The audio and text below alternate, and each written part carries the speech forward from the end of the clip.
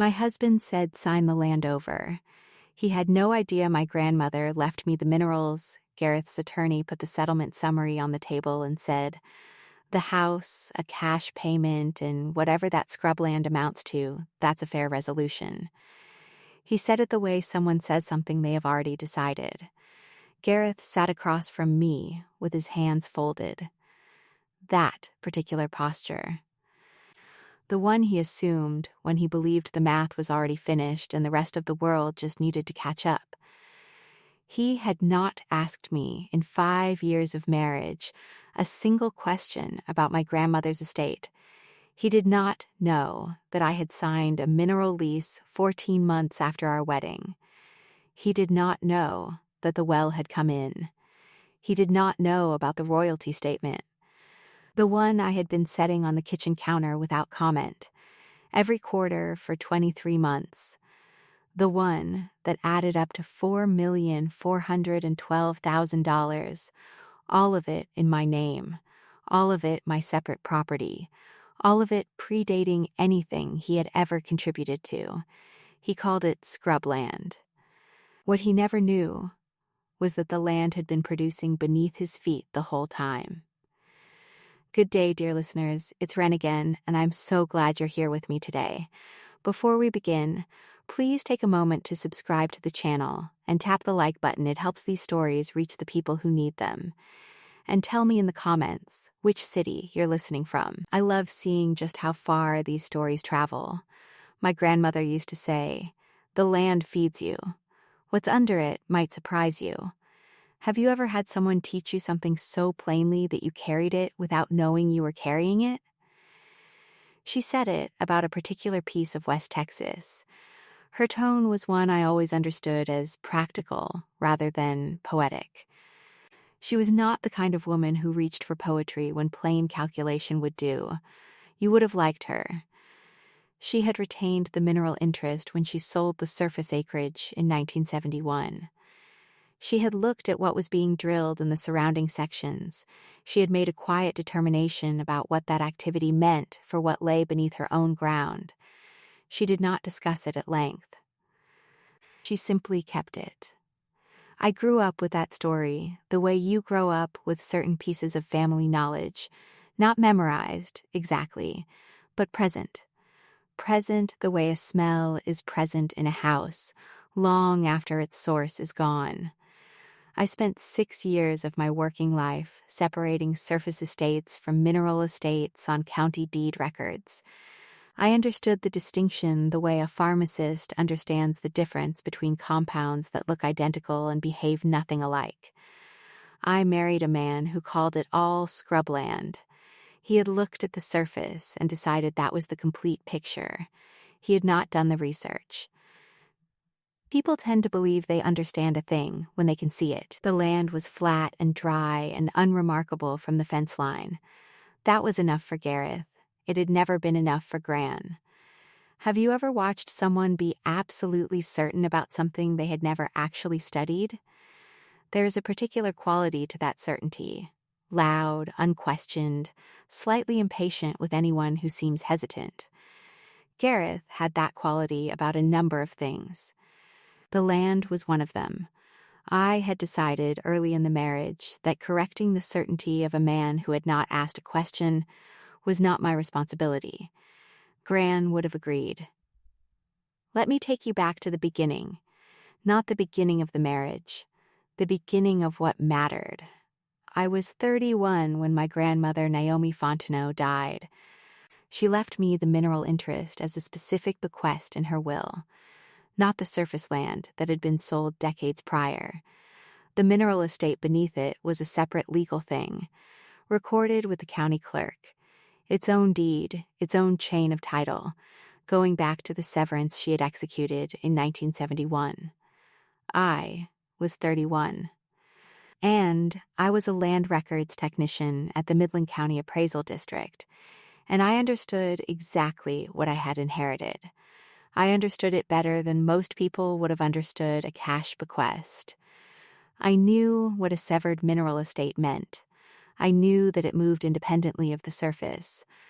I knew it was worth precisely as much as whatever happened to be underneath it. In the Permian Basin, that number was not a fixed quantity. The deed transferring the mineral interest from Grand's estate to my name was recorded at the county clerk's office 11 months before I married Gareth. I have the recording stamp. I remember the date because I drove to the courthouse on my lunch break and watched the clerk stamp it myself. It felt like the right thing to witness in person. I brought the deed home and put it in the file box I kept in my closet. A flat gray box, the kind office supply stores sell for document storage, nothing that announced itself. It held my pre-marital financial records, my professional licenses, and a few of Grand's papers I had kept because they were hers. I did not think about it much after that. The mineral interest was producing nothing at the time. It was simply mine. I met Gareth 8 months before the transfer. We married quickly by the standards of people who take their time about things, which I do. He was 41 and loud in the specific way of men who have married well and attributed the comfort of their lives entirely to their own doing. He had done well. He was certain it was his doing. He worked in commercial real estate on the oil patch side, land deals, development, the leasing of surface property for industrial use. He understood surface transactions. He did not understand the distinction between surface ownership and mineral ownership. He never asked about it. It is a distinction that changes everything, and that most people in the Permian Basin live their entire lives without examining. In a basin that runs on petroleum, that ignorance is remarkable. It was his throughout our marriage. I had worked at the Midland County Appraisal District for 6 years before we married. The building was beige and fluorescent and located on a block where the parking lot outnumbered the trees. My job was to look at every property record that came through and accurately characterize what each party owned, surface, mineral, or both. A mineral severance is not subtle in the deed records. It is explicit. It has its own instrument, its own legal description, its own chain of title. If you read the documents, you cannot miss it. In 6 years, I had processed thousands of property records: Reeves County, Loving County, Ector County, Midland County, the whole producing basin. I had seen mineral estates worth $100 an acre and mineral estates worth $10,000 an acre. I knew how to read the difference. I also knew, in the way that professionals understand the limits of their field, that Gareth had never once looked at a deed with that kind of attention. He looked at surface value. That was the limit of his attention.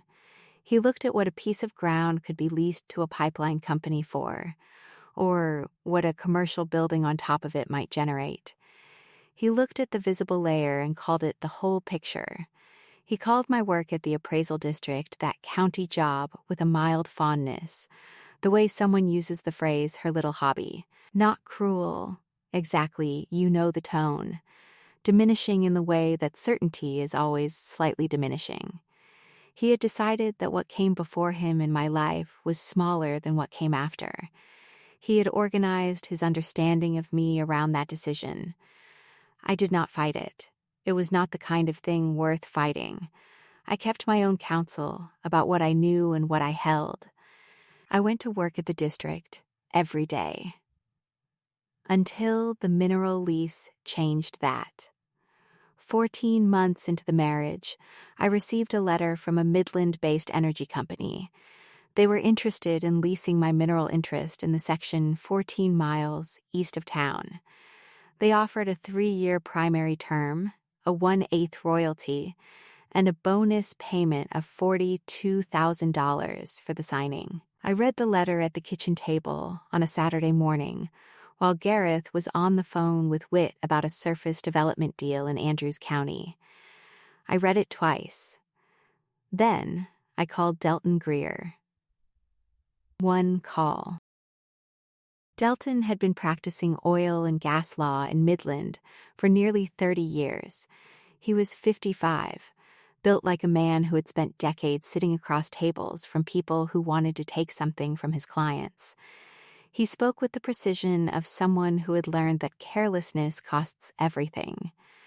I had been referred to him through a colleague at the appraisal district 2 years earlier, after Gran died. He reviewed the mineral deed and advised me on my options. He had reviewed the title history and confirmed the severance. He confirmed the transfer. He told me I held a clean, separate title to the mineral estate with no encumbrances and no competing claims. He had been my oil and gas attorney since that conversation, a retainer that cost $800 a year and was worth every penny. When I called him about the lease offer, he reviewed the terms. The bonus was below market for the section but negotiable. The royalty fraction should be pushed to 3/16 before I signed anything. He also confirmed, I asked specifically, that under Texas law, a mineral interest held as separate property by one spouse does not require the other spouse's joinder. I did not need Gareth's signature on my lease. I did not need his knowledge. The mineral estate was mine, premarital, held in my name alone, and I was authorized to sign in my sole capacity as owner. I negotiated the royalty to 3/16 over 2 weeks of back and forth that Delton handled mostly by correspondence. The energy company agreed. The bonus came in at $48,000. I deposited it into my personal account, the same account I had maintained since before the marriage, in my name alone, at a bank in downtown Midland where I had banked since I was 24. I signed the lease on a Tuesday afternoon in Delton's office. It took 20 minutes. Delton witnessed it. I drove back to the appraisal district and finished the afternoon's deed records. I did not tell Gareth. He had not asked about my grandmother's estate in over a year, and his opinion on my separate property was not something the law required me to solicit. The well came in 6 months after signing. I know this because Delton called me on a Wednesday morning. The energy company had spudded the well and reached the producing formation. Based on the initial flow tests, the section was looking productive. He said it with the controlled understatement of a man who does not let himself get excited about things that have not yet been confirmed by a royalty statement. I thanked him and went back to my desk. I processed 4 deed records that afternoon. 2 of them involved mineral severances. 3 weeks after Delton's call, I drove out to the family land. It was a Saturday morning. The light over Midland was pale gold. The temperature had not yet climbed past 50 degrees. 14 miles east of town, on a county road that most people would have no reason to turn down. No landmarks, no services, just the flat ground and the sky and the occasional pump unit visible in the distance. I parked at the fence line and stood there in the cold air. The pump jack was new. It had not been there the last time I visited. That had been a Tuesday afternoon before my wedding, when I had driven out simply to stand where Gran had stood and think about what I was carrying into a new life. The unit was standard steel, painted in the company's colors, turning with the patient rhythm of a machine that is simply doing what it was built to do. It did not look like $4 million. It looked like a pump. But I had spent 6 years reading the relationship between surface activity and mineral value on deed records, and I understood what the turning of that arm signified in concrete terms. I stood at the fence for a while and listened. There was no dramatic feeling. There was something quieter, the specific satisfaction of a person who has done careful work and watched it produce exactly what careful work produces. I drove back to Midland and went to the grocery store. I bought coffee and bread and the green olives that Gareth had always found strange. I drove home. I made dinner. I did not call anyone. There was no one I needed to call. The following Monday, at the appraisal district, a property record came across my desk for a section 3 miles east of my mineral interest. The surface owner was a developer out of Lubbock, a commercial real estate company, interestingly, not unlike the sort Gareth worked with. The mineral estate had been severed in 1958 and was held by a family trust whose beneficiaries were listed in a probated will I had to cross-reference in the historical deed index. I spent 40 minutes tracing the chain of title. When I finished, I made a note on the record. Mineral estate severed, held separately, not included in surface conveyance. Standard language. The developer would receive the record and, in all likelihood, never read that notation. I had made the same note on thousands of records. I made it precisely every time. The first royalty statement arrived 9 months after signing, covering the first full quarter of production. It came in a white envelope with the energy company's return address in the upper left corner. It was addressed to Tilda Beauchamp, mineral interest owner. The cumulative figure in the upper right corner was $163,000. I set it on the kitchen counter. I did not make it a topic of conversation. Gareth came home that evening, saw the envelope, picked it up, and set it back down without opening it. He had learned early in the marriage that my mail was my mail. 3 days later, the bank sent a deposit confirmation to our shared email account. I had forgotten that the deposit notifications defaulted to the shared address. Gareth saw it. He asked what it was. I said it was a land payment. He said, "From the scrubland?" I said yes. He looked at the amount, $163,000, and then he said, He went back to his phone. I watched him do it. I thought about Gran standing at that fence line in 1971, looking at the drill rigs in the neighboring sections, making her quiet calculation. Can you imagine looking at a 6-figure deposit notification, identified as a land payment in the Permian Basin, and deciding it was not worth a follow-up question? I thought, he is not going to ask. And he did not ask. The quarterly statements kept arriving. I set each one on the kitchen counter and did not make it a conversation. The second statement showed cumulative royalties of $341,000. The third pushed past $500,000. By the time Gareth decided he wanted a divorce, 23 months had passed since the well came in. The cumulative figure in the upper right corner of the most recent statement read $4,412,000. Every dollar of it had been deposited into my personal account. Every dollar of it was my separate property under Texas law. And Gareth, sitting across the dinner table from me on a Thursday evening in August, believed he was being generous when he said I could keep the land. Whit sat beside him. He had been invited for a reason.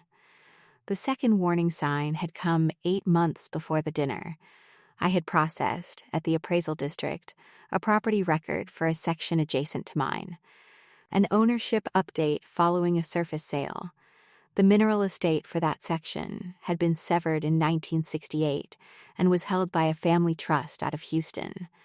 I noted the severance on the record and came home thinking about how many surface buyers never check.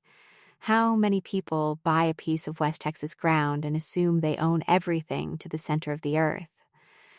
Because no one has explained to them that the mineral estate might have left the building 50 years ago. Gareth had bought a surface parcel in Andrews County the year before. I had looked at the deed. He owned the surface. He owned nothing below it. I had not told him this because he had not asked me to review his deed. He had not thought to ask.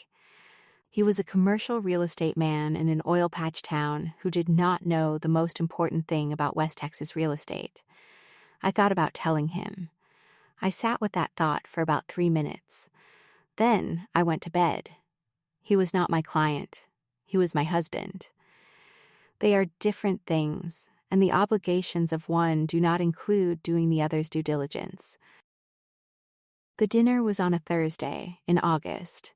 Gareth had chosen a restaurant on the west side of Midland, a steakhouse he liked because it was loud enough that difficult conversations felt less public than they were. He had invited Whit, his business partner, which I registered immediately. Whit was 44, good-looking in the practiced way of men who had grown up knowing they were. He had spent 5 years of our marriage finding small ways to be slightly more important in a room than Gareth's wife. He smiled at me when I sat down.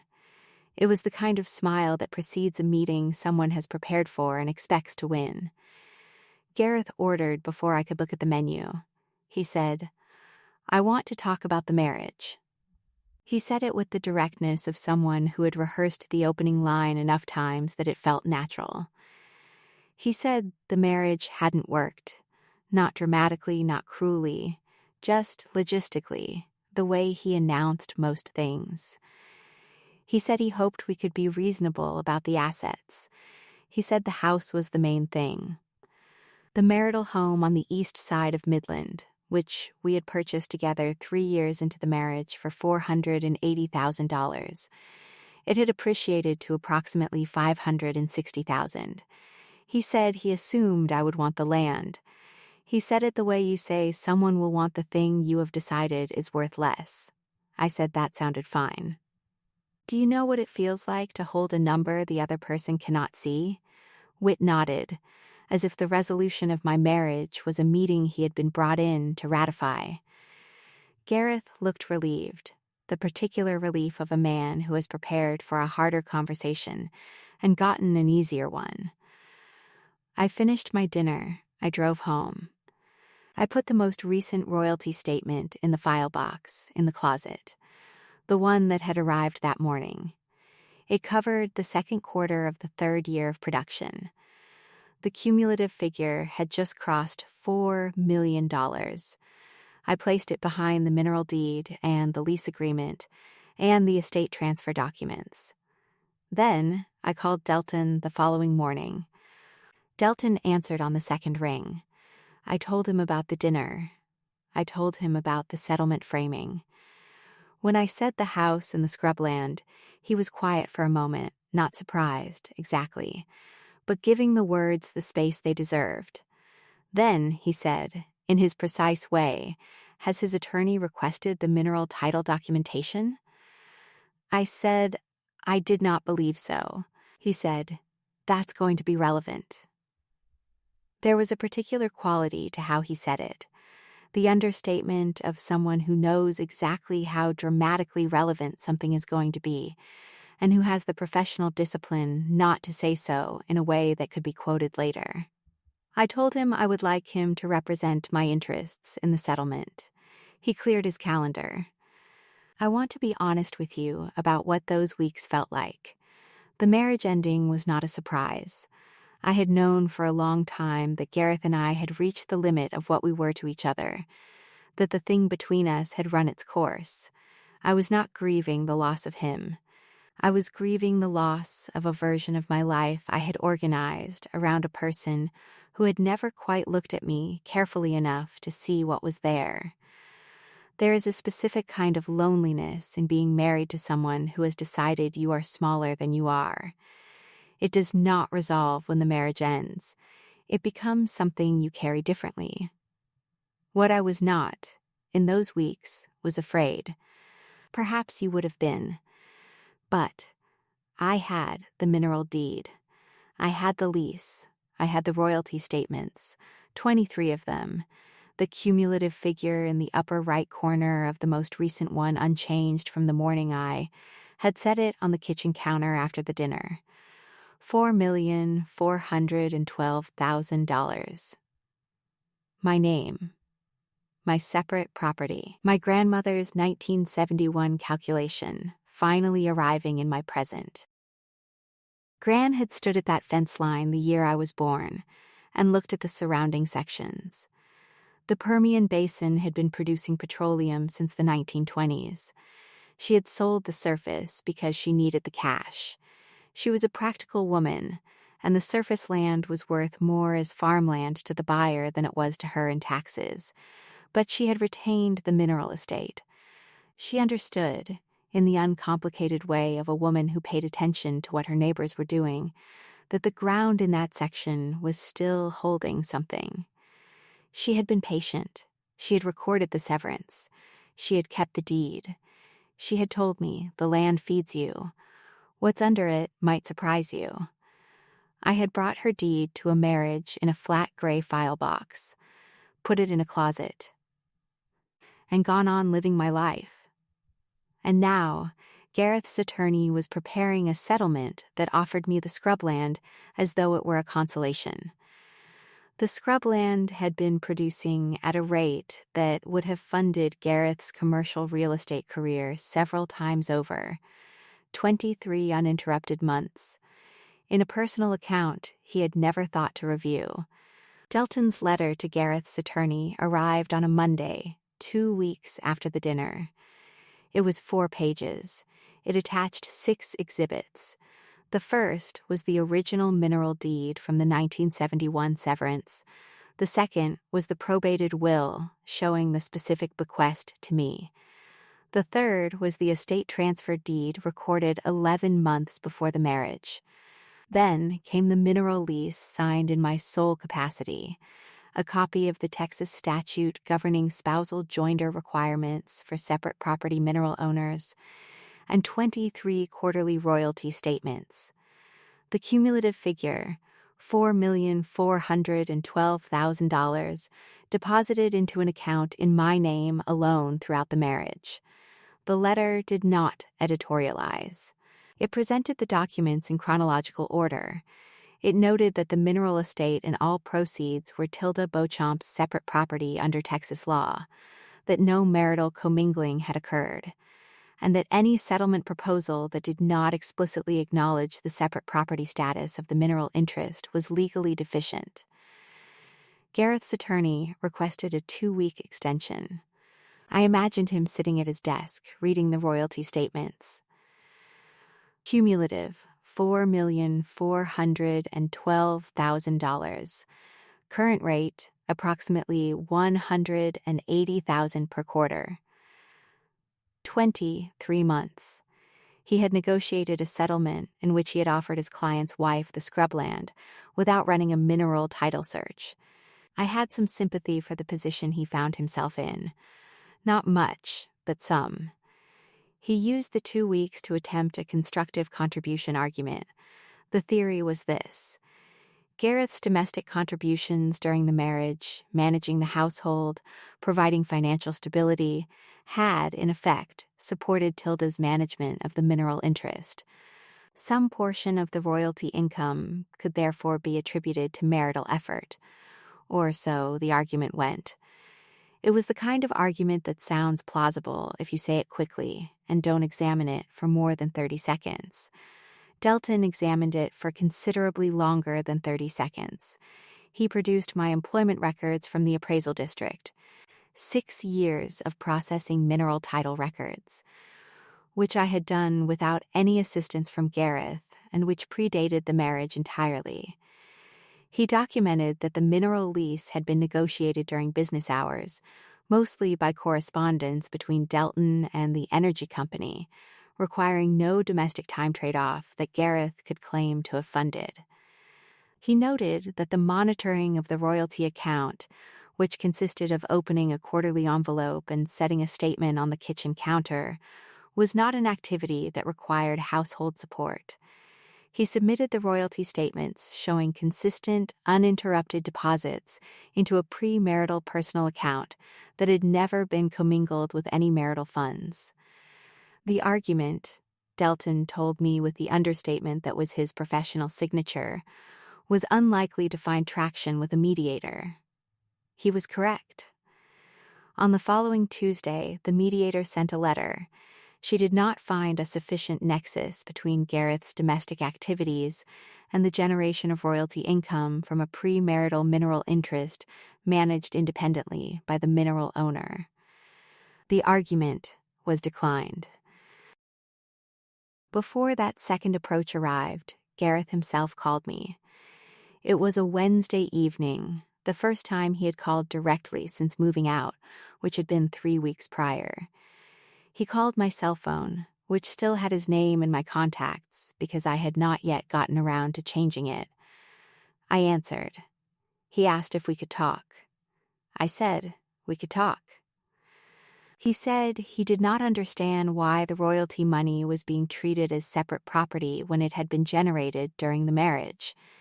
He said it in the tone of a man who has received advice from his attorney, but believes that if he explains his position calmly enough, the other party will adjust. Texas property law does not adjust for the feelings of the uninformed party. I told him the royalties were generated from a mineral interest I had held before the marriage, in my name alone. Under Texas law, that made them separate property, regardless of when they were produced. He said, that did not seem fair. Have you ever heard someone say that something is unfair when what they mean is that it is inconvenient for them? I asked him what he had thought the scrubland was worth when he offered it to me at the dinner. He was quiet. I said, you offered it to me because you thought it was worth nothing. He said he hadn't known about the well. I said, I knew. There was a long pause. He said, you could have told me. I thought about how to answer that. I said, you could have asked. I said it without anger, not because I was suppressing it, but because I genuinely did not feel any. He had not asked about my grandmother's estate. He had not asked about my professional background. He had not asked about the deposit confirmation in the shared email account. He had had 5 years of opportunities to ask. And he had spent them deciding that the answer did not require his attention. He said he would have his attorney follow up. I said that was the appropriate channel and that Delton would respond. I ended the call. I sat for a moment in the kitchen of the marital home. That was enough. Have you ever known, with complete certainty, what was coming? Not hoped. Known. I did. It was already beginning to feel like a house I was in the process of leaving, rather than one I lived in. I looked at the empty counter where the royalty statements had always sat. I thought, he will try one more thing. He always tries one more thing. And then, when the thing does not work, he will move on, because he is a man who does not grieve his miscalculations for long. He finds the next thing. That is, I think, the best quality he has. It just had nothing to do with me. Gareth's attorney then tried a second approach. He requested the original lease signing documentation, seeking what Delton described to me as a signature authority challenge, the theory being that because I had signed the mineral lease during the marriage, Gareth's joinder might have been required. Delton sent him the mineral deed establishing separate property status and the relevant section of the Texas Family Code, which is unambiguous. A spouse may lease separate property mineral interests without the other spouse's joinder. The challenge was withdrawn within 48 hours. There was nothing left to challenge. The documents said what they said. I spent those weeks driving to work, processing deed records, eating dinner alone in the house that Gareth had already vacated. He had moved into a furnished apartment near his office. I learned this from Whit's wife, who called to express what she described as neutral sympathy, and then asked several questions that were not neutral. I told her I was fine. I was fine. The quarterly statement that arrived in the 3rd week of October showed the running total, $4,412,000. The well was still producing at a rate consistent with previous quarters. I set it on the counter and made coffee. The house was quieter than it had been in 5 years. I did not find the quiet unpleasant. Delton called the following Monday. He said Gareth's attorney had proposed a meeting, a settlement conference, 4 people in a room, the royalty statements on the table, the question of separate property already answered by the documents, the remaining question, how the marital estate would be divided now that the mineral interest was off the table entirely. I told Delton I was available. He said, Tuesday afternoon. He said it would not take long. The Friday before the settlement conference, I drove to Delton's office on West Texas Avenue. His receptionist was a woman named Pearl. She had worked with him for 15 years. She had the particular serenity of someone who has spent a decade and a half watching property disputes resolve themselves in favor of the prepared party. She told me he was expecting me. She offered coffee, and I took it. Delton's office was not decorated for impression. It had the working quality of a room that is actually used. Depositions stacked on a credenza. A whiteboard with a mineral title chain drawn out in his precise handwriting. The kind of framed certificates that attorneys hang not because they are proud of them, but because they are evidence of things. He shook my hand and we sat down at the round table in the corner, which was where he always sat when he wanted to talk through strategy rather than review documents. He walked me through the settlement conference sequence. He said Gareth's attorney knew the constructive contribution argument was dead.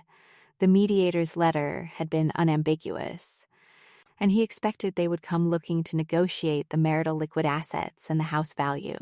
He said we should let them. The mineral interest was not a negotiating chip. It was a settled question. Our position was to acknowledge the marital estate, divide it fairly, and make clear that the mineral interest had never been part of it. I asked him how he expected Gareth to react when he saw the royalty statement on the table. He paused in the way he paused when he was deciding how candid to be. Then, he said, in his experience, men who had not done their research reacted in one of two ways. Some became angry and made the conference longer than it needed to be. Some became quiet and made it shorter. You already know which kind Gareth was. He thought so too. He said it with the impersonal precision of a man who has watched enough settlement conferences to have developed a taxonomy of the people who walk into them. I told him I thought he was right. He said good. He said the conference would take most of an afternoon. He said I should dress simply, not to signal anything, just to be comfortable.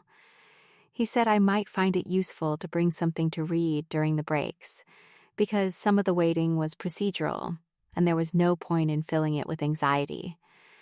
I told him I would bring a deed record I had been reviewing for a consulting project. He looked at me for a moment and said, in the dry way that was his closest approximation of humor, that he had never had a client who brought deed work to a settlement conference before. He almost smiled. In the days between Delton's call and the settlement conference, I thought about the file box in the closet. I had carried it through 3 apartments and into the marital home. It had sat in the closet for 5 years, unremarkable. A flat gray box that held the documents of a life I had before Gareth and would have after him. I thought about Gran recording the mineral deed in 1971, handing it to the county clerk, watching it get stamped. I thought about the fact that I had watched my own deed get stamped 30 years later, on my lunch break, in the same clerk's office, using the same recording system. The oil patch keeps its records. That is the thing about a recorded deed it does not forget. I also thought, during those days, about the deposit confirmation that Gareth had seen in the shared email account in the first year of the lease. $163,000, the first quarter's royalties. He had read it, identified it as a land payment, and gone back to his phone. I had watched him do it. He had been a commercial real estate man in an oil patch town. He had looked at a 6-figure quarterly payment identified as a land payment in the Permian Basin and concluded it was not worth a follow-up question. There is something I want to say about the nature of dismissal, dear listeners, because I think it matters to this story. Gareth did not dismiss the mineral interest out of malice. He dismissed it out of incuriosity. The specific incuriosity of a man who had organized his world around a hierarchy in which some things were worth his attention and some things were not. My professional knowledge fell firmly into the second category. He had decided that I was the person who had that county job and a piece of unremarkable West Texas scrubland, and he had not revisited that decision in 5 years of marriage. He had not asked me once about Grand's estate. He had not asked once about the royalty statements. He had not asked once what I actually knew about mineral rights. This in a town that runs entirely on petroleum. This while married to a woman who had spent 6 years doing nothing but mineral and surface title work. He had not asked because he had already decided the answer. Does that sound familiar to you? Has someone ever organized their understanding of you around a version of you they never actually verified? Your background, your knowledge, dismissed without a single question asked? The settlement conference was at a Midland law office on a Tuesday afternoon in October. The conference room was standard, a long table, 4 chairs, a window onto a parking lot where the light was flat and autumnal. Gareth's attorney had ordered coffee. Nobody touched it. Gareth sat across from me. He was wearing a jacket. His expression was that of a man who had been briefed that this meeting was not going to go the way he had originally expected. He had arranged his face into something neutral to compensate. Wit was not there. This was not a meeting where witnesses to Gareth's certainty would be useful. Delton set the royalty statement in the center of the table. He placed it face up, with the cumulative figure in the upper right corner visible to everyone in the room. He did not gesture toward it. He did not narrate it. He simply set it down, the way you set something down when you know it will speak for itself. Gareth's attorney looked at it first.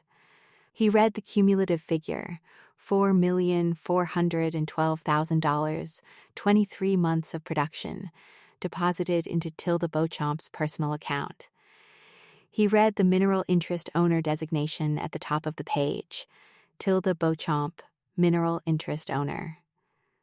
Then, in the manner of a man who understood his professional obligation, he turned the statement around and pushed it across the table so it was facing Gareth. Gareth looked at the number. He looked at it for a long moment, the specific quality of stillness that comes when a number is too large to absorb immediately but too explicit to misread.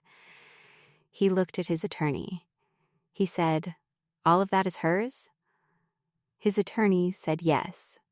Separate property. Pre-marital origin. Mineral estate severed from the surface in 1971. Transferred by bequest to me in a recorded deed 11 months prior to the marriage. Leased in her sole capacity during the marriage. Royalties deposited without interruption into a pre-marital personal account. No marital commingling. Statutory basis confirmed. Title history uncontested. Gareth looked at me. He said, "You never told me." I said, "You called it scrubland." He looked at the royalty statement. Something moved across his face. Not the dramatic collapse of a man who had lost a fight, but the quieter dissolution of a man who was reconsidering the geometry of 5 years. He had been certain. He had always been certain.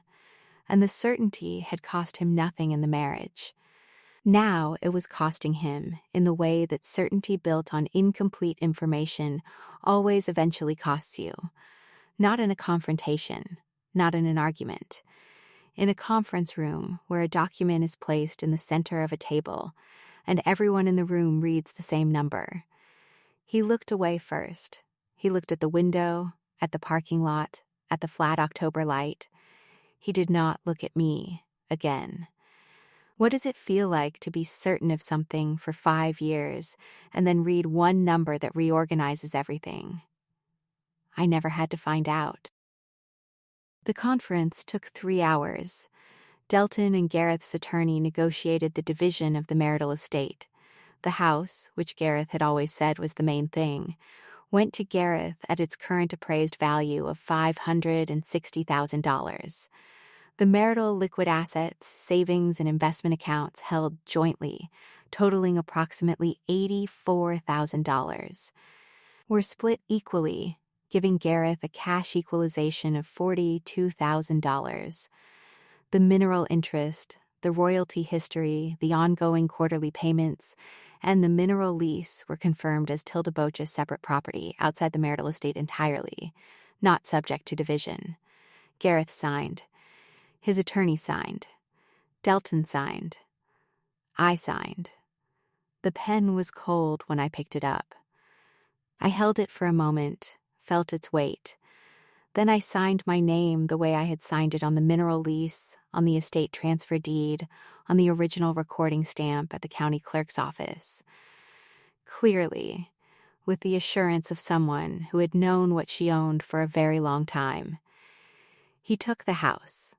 That was that. In the weeks after the settlement, I did several things in the specific order of a person who is reorganizing a life rather than recovering from a disaster. I met with Delton to review the ongoing lease terms. The well was projected to produce at current rates for at least another 4 years, at approximately $180,000 per quarter. That represented additional royalty income of roughly $2.8 million over that period.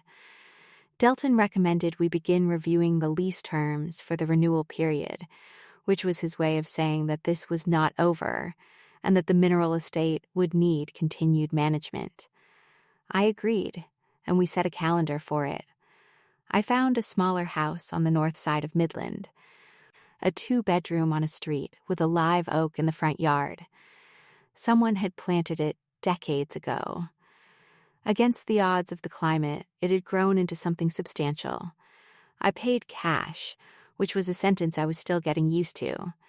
I moved in on a Saturday in November with the help of 2 colleagues from the appraisal district, where I had recently returned on a part-time consulting basis.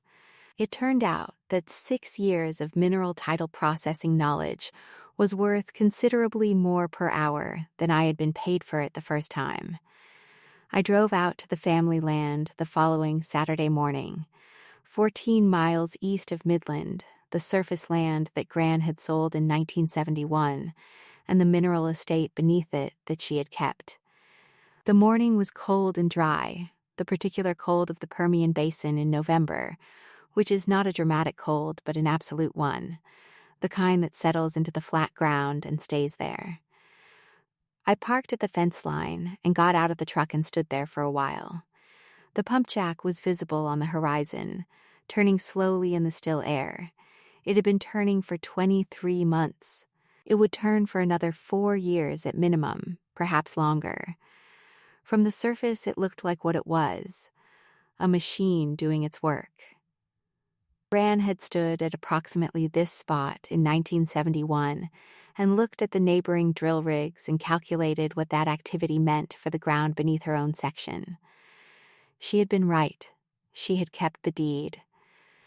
She had told me, what's under it might surprise you. I stood there in the flat cold and listened to the pump. The sound it made was rhythmic and patient, the sound of something that does not know it is being watched and would not alter its pace if it did. Gran had kept this for me without knowing she was keeping it for me, the way people preserve things out of instinct and care.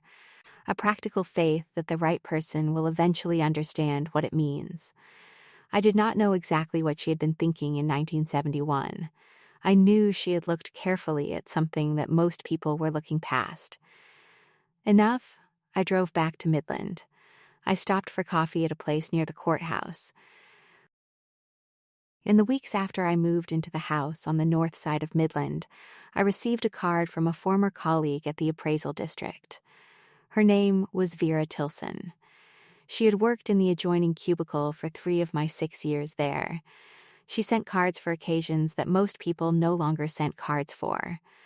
The card said she had heard I had settled the divorce and bought a house, and that she hoped I was doing well.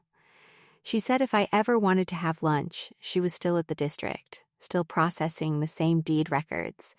The coffee machine had finally been replaced, which was, as she put it, better late than never. I called her instead of writing back, because Vera was the kind of person who deserved a call. We met at a diner near the courthouse on a Thursday. She was 53, with the cheerful practicality of a woman who has found her work genuinely interesting for a long time and is not embarrassed by that. She asked how the consulting was going. I told her it was going well. 3 oil and gas firms in Midland had hired me on retainer to review mineral title chains before acquisitions. The work required exactly the skills I had spent 6 years developing. It paid, per hour, considerably more than the district had ever managed. She said, "Good." She said it the way that means, of course. She did not ask about Gareth except once. Briefly, I gave her the short version. The marriage had run its course. The settlement had been straightforward. I had the mineral interest and the royalties. He had the house. She looked at me over her coffee cup and said, "The royalties from the well east of town?" I said yes. She said, "I processed the mineral title update for that section 2 years ago. Your name came up." I thought, "That's Tilda's section." I said yes, it was. She said she had not thought to put the pieces together at the time. I told her there had been nothing to put together until there was. We had lunch for an hour and a half. She told me about changes at the district, a new deed imaging system, a mineral severance dispute in Ector County that had taken 6 months to resolve. I told her about the consulting work and the lease renewal timeline Delton and I were already planning. When we said goodbye in the parking lot, she hugged me and said, "It's good to see you doing what you're supposed to be doing." I drove home and thought about that phrase. I had spent 6 years at the district doing careful work that no one watched. I had spent 5 years in a marriage with a man who had not thought to look at what I knew. And now I was consulting on the thing I knew best, in the town where I had always lived. A quarterly royalty statement arrived reliably every 3 months. There was a live oak in my front yard that had been growing longer than I had been alive. I put a small nameplate on the front door of the house on the north side of Midland. Plain letters, nothing elaborate. Just T. Beauchamp. I installed it on a Sunday afternoon. It was the first thing on that door that had ever had my name on it, and only my name. The next quarterly statement arrived 10 days later. Tilda Beauchamp, mineral interest owner. I set it on the counter of the new house. I made coffee. I looked out the kitchen window at the live oak in the front yard, which had lost most of its leaves, and looked. In November, like it was simply waiting. That is the thing about something that has put down deep roots. It does not look impressive in the short term. It just keeps going. There is something I have thought about many times since the settlement, and I want to say it plainly. Gareth was not malicious. He was incurious. He looked at the surface of things, of land, of work, of me, and decided he had seen enough. He had spent 5 years in a marriage with a woman whose professional expertise was the exact legal distinction that would define the most significant financial event of both their lives. He had never once asked her what she actually knew. He called my work that county job. He called the land scrubland. He called the royalty payment a land payment and went back to his phone. He is not the first person to mistake what they can see for everything that exists. You already knew that.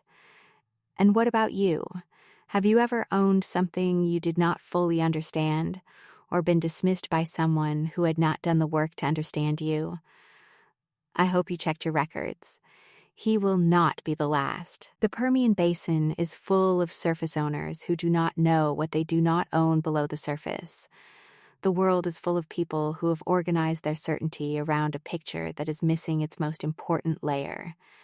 Gareth's assumption cost him $4,412,000. It cost him more than that. It cost him the 5 years he had spent certain he understood the situation, which is a cost that does not appear in any settlement document but is real nonetheless.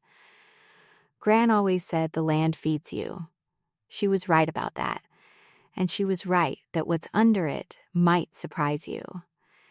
It surprised Gareth. It did not surprise me. I had been waiting, patiently and without drama, for the documents to do what documents always do in a conference room, where everyone in the room is finally reading them carefully. If you had been at that table, listeners, if someone had put a royalty statement in front of you and read that number aloud, what would you have done? Would you have let Delton place it in the center and waited for the room to go quiet? Tell me in the comments. And if you know someone who has ever been handed a dismissal where something significant was quietly waiting beneath the surface, share this story with them. It is for them. Thank you for listening.